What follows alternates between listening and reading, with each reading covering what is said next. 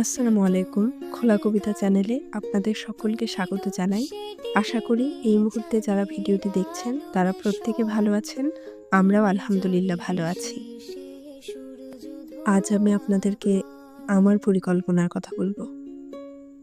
এমন এক পরিকল্পনা যা বাস্তবায়িত হয়নি এবং জানি আমার আর কোনো আক্ষেপও নেই যে কেন তা বাস্তবায়িত হলো না। সবসময় যে আমাদের পরিকল্পনার সাথে সৃষ্টিকর্তার পরিকল্পনা মিলে যায় এমনটা কিন্তু হয় না। সাময়িকভাবে যখন আমাদের পরিকল্পনাগুলো ভেঙে যায় আমরা কষ্ট পাই ঠিকই, কিন্তু একটা সময় আমরা উপলব্ধি করি যে স্রষ্টার পরিকল্পনা কত নিখুঁত ছিল। যাই হোক, মনে হচ্ছে বেশ কঠিন কঠিন কথা বলে ফেলেছি।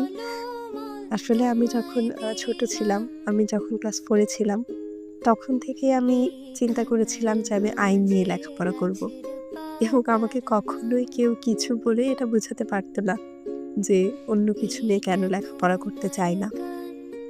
তারপর যখন আমার অ্যাডমিশন সময় এলো, আমি আমার পরিকল্পনা মাফিকই ডি ইউনিটের প্রিপারেশন নিয়েছিলাম, যেহেতু আমি সায়েন্সে ছিলাম। ডি ইউনিটের প্রিপারেশন নেওয়ার পরে আমি যথারীতি দুটো ইউনিভার্সিটিতে পরীক্ষা দিয়েছিলাম, ঢাকা ইউনিভার্সিটি এবং রাজশাহী ইউনিভার্সিটি। আমি দুটো ইউনিভার্সিটিতেই আল্লাহর রহমতে টিকেছিলাম। ঢাকা ইউনিভার্সিটিতে আমার পজিশন 798তম ছিল এবং রাজশাহীতে আমার যে সেকশন সেখানে আমার পজিশন 8ম ছিল আলহামদুলিল্লাহ। রেজাল্টের পর স্বাভাবিকভাবেই আমার কিন্তু রাজশাহী ইউনিভার্সিটিতে ভর্তি হওয়ার কথা ছিল, কারণ যেহেতু ছোটোবেলা থেকে আমার পরিকল্পনা ছিল আইন নিয়ে পড়ার, আর রাজশাহী ইউনিভার্সিটিতে আমার যে পজিশন তাতে আইন আসবে খুব সহজেই এবং এসেও ছিল। কিন্তু আমি জানি না, আমি হঠাৎ করে তখন উপলব্ধি করলাম যে আমি আসলে আইন যতটা চেয়েছি তার চেয়েও বেশি হয়তো চেয়েছি ঢাকা বিশ্ববিদ্যালয়কে। তখন আমার জন্য সিদ্ধান্ত নেওয়াটা খুব কঠিন ছিল, কিন্তু আমার পরিবার আমার প্রতি খুবই সাপোর্টিভ ছিল। আমার পরিবার কখনোই আমাকে কোনো বিষয় নিয়ে জোরাজুরি করেননি।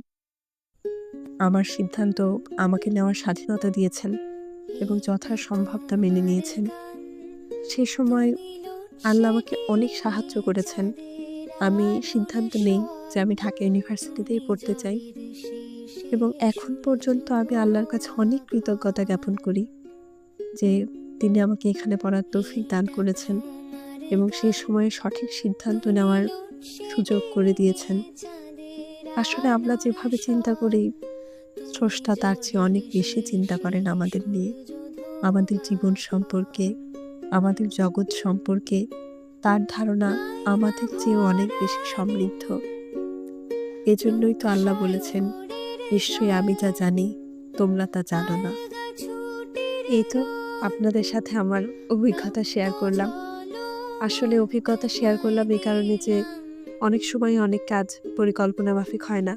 তাই আপনারা কেউ কখনো হতাশ হবেন না, বরং স্রষ্টার উপরে ভরসা রাখবেন। দেখবেন যে যা আপনি হারিয়েছেন তার চেয়ে অনেক ভালো কিছু স্রষ্টা আপনাকে দান করবেন ইনশাল্লাহ। যারা শেষ পর্যন্ত আমার ভিডিওটি দেখেছেন তাদের আন্তরিক কৃতজ্ঞতা জানাই।